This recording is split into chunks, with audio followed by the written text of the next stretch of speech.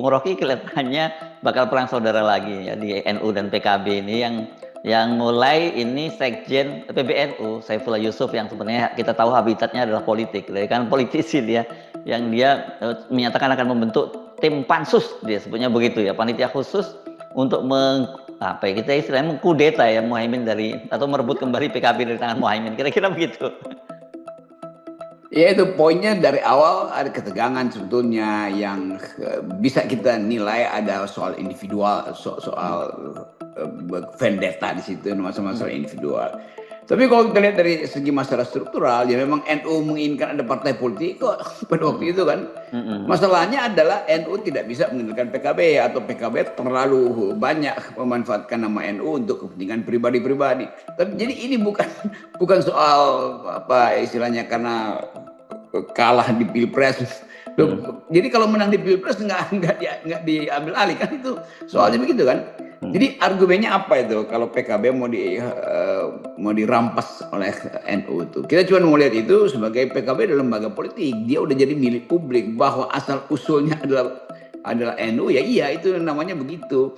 Di Jerman juga begitu, banyak yayasan-yayasan Demokrat yang agak partai-partai tengah itu yang dibuat oleh yayasan lalu jadi partai politik dan menjadi partai Kristen Demokrat misalnya atau Sosial Demokrat. Itu kan dulu juga yayasan-yayasan tuh yang dimiliki oleh ormas di Jerman, tapi tumbuh sebagai partai politik. Sama juga PKB akhirnya dia udah memasuki yang disebut dunia ketiga tuh kalau istilah filosofinya tuh.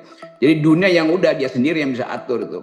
Dan itu tinggal pertanggungjawaban berapa setoran politik ke NU misalnya atau berapa setoran finansial ke NU kan itu masalahnya ada di situ tuh. Jadi kita mau lihat dulu sebetulnya ini inti dari persaingan itu apa di antara PKB dan NU. Tentu kita juga tahu bahwa ya Caimin memang cawe-cawenya kebanyakan atau keterlaluan misalnya. Tapi itu kan watak dari seorang pemimpin yang memang dipilih juga di dalam kongres. Masih ada problem politik Caimin dengan keluarga Gus Dur misalnya. Oke, itu soal lain lagi tuh. Tetapi yang mesti kita dengar mungkin ada poin yang belum diucapkan oleh Gus Ipul atau bahkan yang harusnya diucapkan oleh Ketua PBNU Pak Yahya.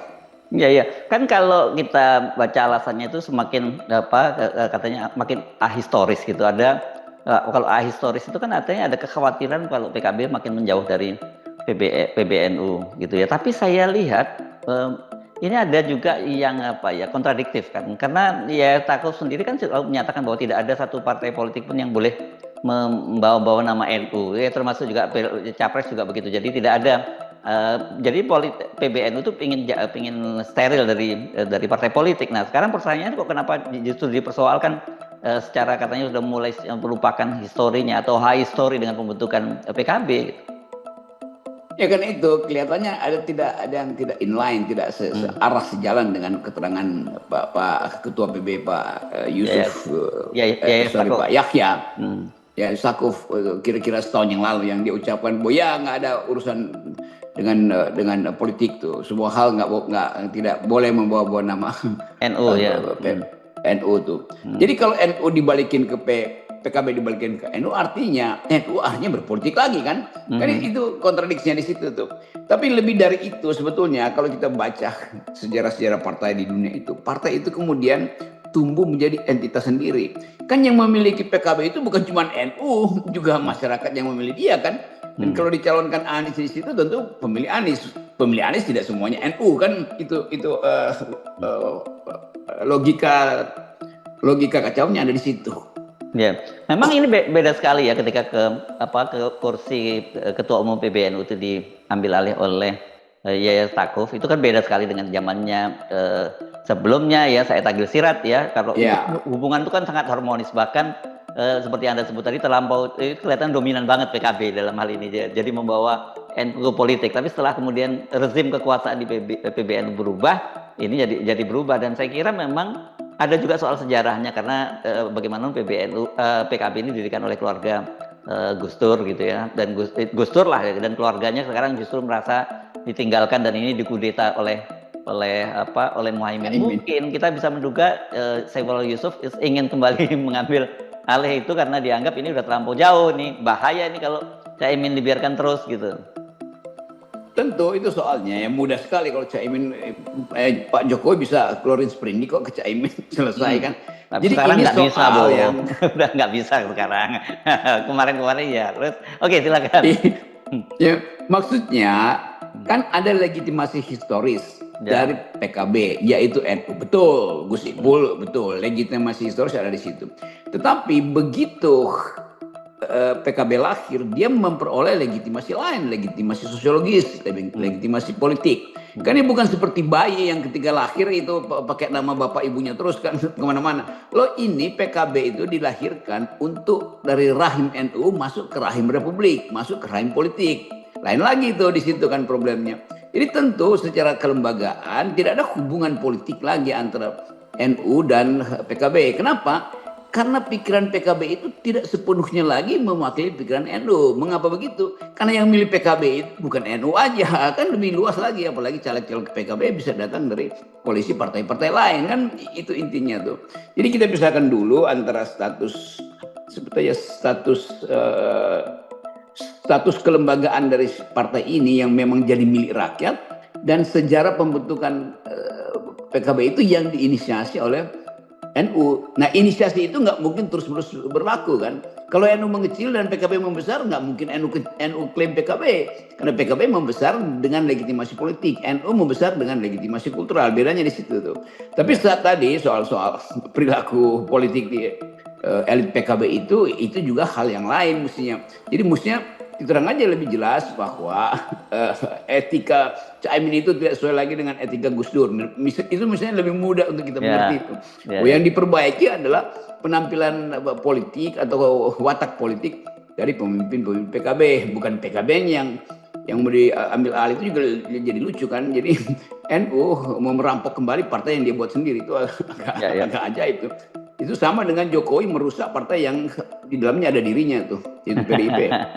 Tapi saya kira kan saya kira ini soal pilihan politik ya, Bung Rocky. Kan selama ini sepanjang sejarah saya kira NU itu memang selalu berada bersama dengan pemerintahan. Pada Orde Baru juga dekat dengan Pak Harto. Pada kemudian seterusnya berikutnya itu memang secara nature-nya seperti itulah kira NU. Tapi ketika di bawah Caimin ini waktu zamannya dengan Said Agil Siraj kan kebetulan mereka juga bagian dari pendukungnya Jokowi juga gitu. Tetapi kan belakangan ini saja ketika menjelang pergantian kekuasaan kemudian Caimin membawa PKB itu keluar dari lingkaran kekuasaan begitu yang berbeda dengan PBNU gitu.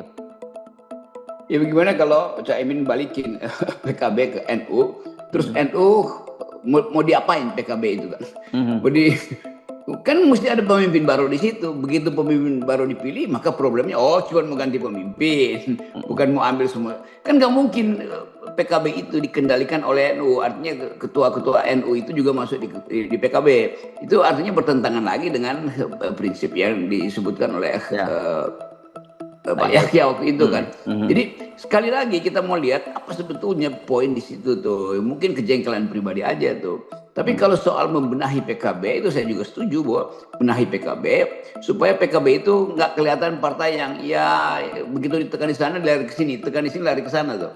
Dan juga hal yang masih ada jarak kultural antara PKB di bawah pimpinan Caimin dengan keluarga Gus Dur yang sebetulnya lebih masuk akal untuk jadi persoalan karena sifat-sifat kekeluargaan di PKB itu yang dibangun oleh Gus Dur, kekeluargaan dalam arti kebersamaan dalam memikirkan organisasi itu diabaikan oleh Caimin, lalu terjadi ketegangan antara PKB-nya Caimin dan keluarga Gus Dur. Jadi banyak betul variabel ada di situ. Nah kalau kita cuma mau mendengar usulan untuk mengambil alih PKB itu dari segi etika itu kurang tepat gitu karena PKB sudah hidup berdasarkan legitimasi publik. Sementara NU legitimasinya kultural, itu bedanya tuh. Ya, dan sekali lagi juga bertentangan dong dengan garis politik yang bukan garis politik, kebijaksanaan organisasi yang ditegaskan oleh Yahya Stakuf bahwa tidak ada, pokoknya NU tidak boleh dibawa balik ke politik dengan diambil alih oleh katakanlah tadi disebut pansus begitu yang terbentuk dari 5 orang dan di situ dia sekjen posisinya Saifullah Yusuf. Ya mau nggak mau kemudian kan PBNU berarti terlibat dalam day to day politik lagi gitu. Atau mungkin PKB mau dijadikan lembaga bisnis dari NU aja tuh, supaya apa namanya? Bukan lah PKB mungkin. jadi Apa? PKB berubah jadi perusahaan kelola batubara, ya kira-kira begitu. Jadi ini semua sebetulnya kalau kita sebagai pengamat kita deteksi secara sedikit nakal. Ini soal-soal pragmatisme yang tidak bisa diselesaikan secara ideologis. Itu aja dasarnya. Atau Ya. kita mulai melihat misalnya kenapa yang bicara bukan ketua PBNU, kenapa sekjen yang bicara tuh? Apakah ini semacam ujian untuk ngegertak PKB atau betul keputusan final organisasi? Ya, itu kita lihat lagi. Mungkin besok ketua PBNU yang mesti bicara itu kan, karena ini kan bertentangan dengan keputusan dia sendiri untuk tidak menjadikan NU itu sebagai pemain politik gitu, atau masuk dalam kancah politik. Kalau kancah bisnis boleh. Ya, ya, ya, ya, ya. Oke. Nah, tapi mari kita coba lihat secara ini lagi ya, lebih kita zoom in begitu ya. Kita lihat persoalannya sebenarnya ini seperti Anda sebut tadi itu, ini konflik antar keluarga juga. Kan bagaimanapun juga ya, Muhaimin dengan Saifullah Yusuf itu sepupuan, dengan Yeni Wahid dan putra dan putri-putri Gus Dur yang lain itu juga sebenarnya masih sepupu kan begitu. Jadi kalau ini kita bisa sebut sebagai perang saudara gitu. Tapi kalau mengacu dalam sejarah maupun pewayangan, memang perang saudara itu lebih seru Bung Rocky ketimbang perang biasa sampai melahirkan Baratayuda kan kalau di pewayangan, dan itu sebenarnya perang antara Astina dan Pandawa itu juga sebenarnya saudara juga gitu. Itu kecenderungan umum dari sebuah partai yang dibentuk juga secara kekeluargaan kan, masalahnya itu sebetulnya. Tapi PKB kan sudah berevolusi menjadi partai modern, partai publik. Tetapi kalau kulturnya masih begitu, itu artinya persaingan-persaingan internal, komunal, antar keluarga itu ternyata nggak bisa diselesaikan sekedar melalui kematangan politik kan. Jadi kelihatannya itu intinya tuh, sehingga yang bicara adalah Gus Ipul tuh. Mungkin ada pembicaraan dengan keluarga Gus Dur, boleh aja, tetapi mesti dibuka pada publik bahwa ini soal etiket atau lebih tinggi sedikit etika dalam kepemimpinan Caimin itu, bukan organisasinya, bukan partainya tuh. Nah, kalau partainya berubah orientasi kan jadi lain lagi kan.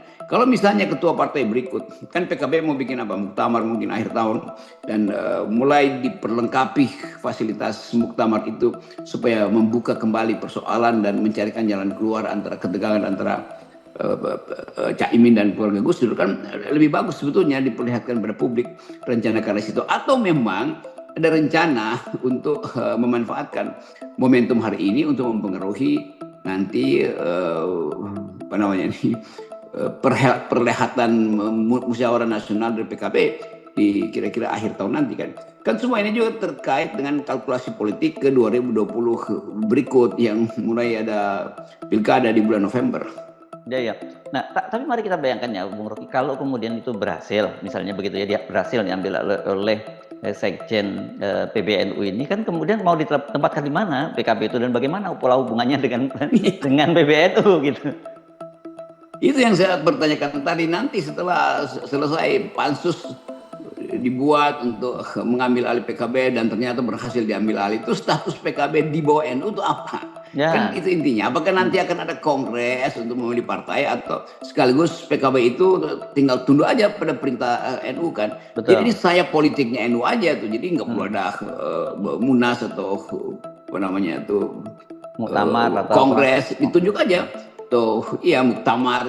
Langsung aja PBNU menunjuk ketua PKB. Itu lebih jelas. Bisa, jadi undang-undangnya berubah tuh. Nah, soal itu ada urusan dengan negara, itu urusan berikutnya. Toh itu ada, setiap partai kan perserikatan perdata sebetulnya yang punya aturan internal masing-masing tuh. Ya diterima aja sebagai fakta. Walaupun orang akan anggap terus ngapain nanti tuh. Itu berarti anggota PKB itu sama dan sebangun dengan anggota NU maksimal, atau lebih kecil dari anggota NU.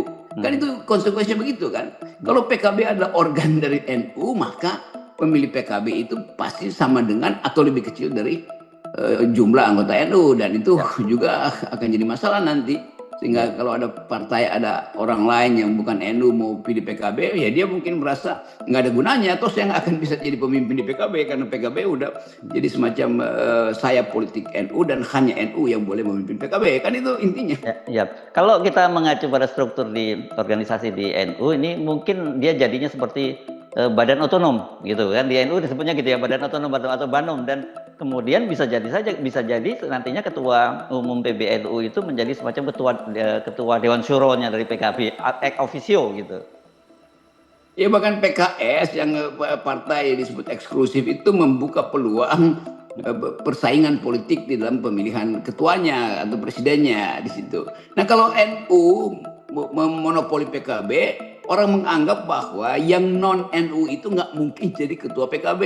Jadi orang yang ingin masuk bertanding dengan berkompetisi melalui partai namanya PKB dari awal udah terseleksi. Kalau lu bukan anggota NU, lu nggak bakal jadi ketua PKB kan. Padahal partai mesti dibuka kesempatan untuk semua orang berkompetisi di dalam partainya tuh. Jadi kesulitan organisasi akan mulai terlihat hari ini. Kecuali memang nanti diputuskan udah dibubarin aja PKB itu. Karena NU memang mau kembali ke Kito, yaitu nggak akan berpolitik. Nah, NU boleh mengirim politisinya ke partai-partai lain, tapi bukan NU yang membentuk partai sendiri kan. Itu lebih clear sebagai pikiran. Posisinya kira-kira sama dengan PAN dengan Muhammadiyah ya, gitu, seperti itu ya Bung Rocky. Ya. Yang sama sekali tidak ada hubungannya sekarang bahkan gitu.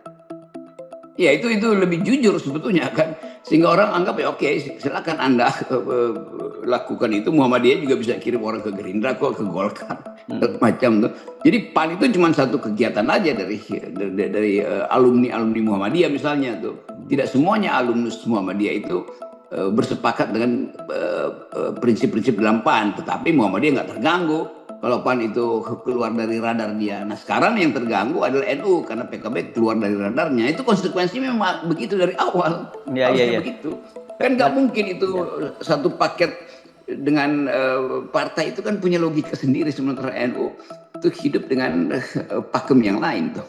Ya, dan juga tadi oleh Saifullah Yusuf disinggung-singgung soal kegagalan di Pilpres kemarin ya, dan itu karena kata dia tidak nurut dengan PBNU. Nah, saya kira ini mungkin padahal sebenarnya kalau dari sisi partai politik, dari perolehan di legislatif dan juga di kursi-kursi di seperti misalnya di Jakarta dan sebagainya, perolehan kursi dari PKB itu meningkat loh Bung Rocky. Jadi harus diakui bahwa dalam hal ini secara politik Ayang Muhaimin itu sukses gitu. Ya itu masalahnya. Jadi landasan berpikirnya tidak kuat sehingga orang nggak ngerti ini apa masalahnya tuh.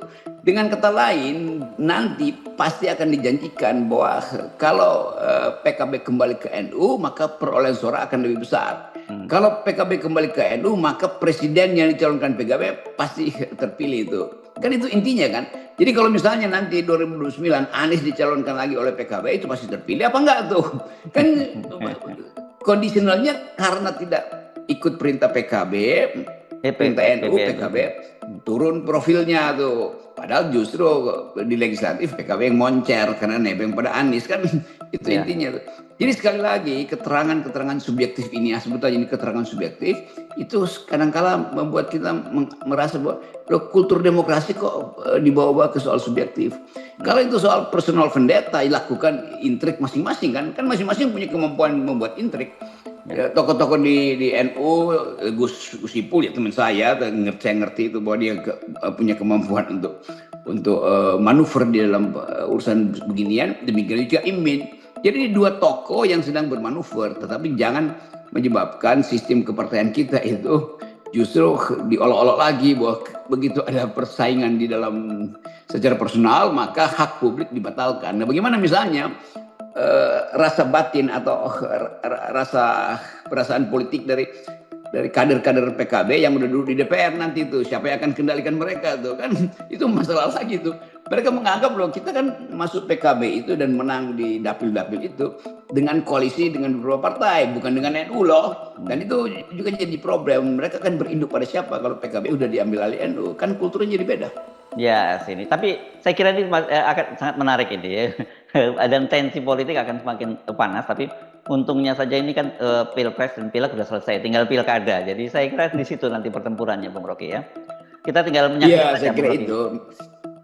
Kelihatannya itu tuh yang yang jadi sumber inspirasi ketakutan dari NU bahwa PKB akan meluas lagi tanpa kontrol dari pemiliknya atau pemilik dalam tanda petik pemilik kultural karena akan ada pilkada dan pilkada itu makin lebih lebih gila lagi dari pilpres kemarin kan.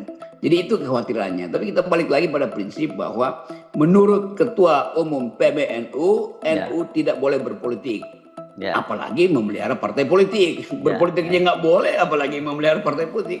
Jadi ya, udah biarkan aja itu beredar sendirian. Tapi di balik layar tentu kasakusuk untuk saling iya, pasang strategi dan jebakan ya silahkan aja. iya, iya, iya. Oke, baik ya, Bung Rocky. Yes, ya. Yes.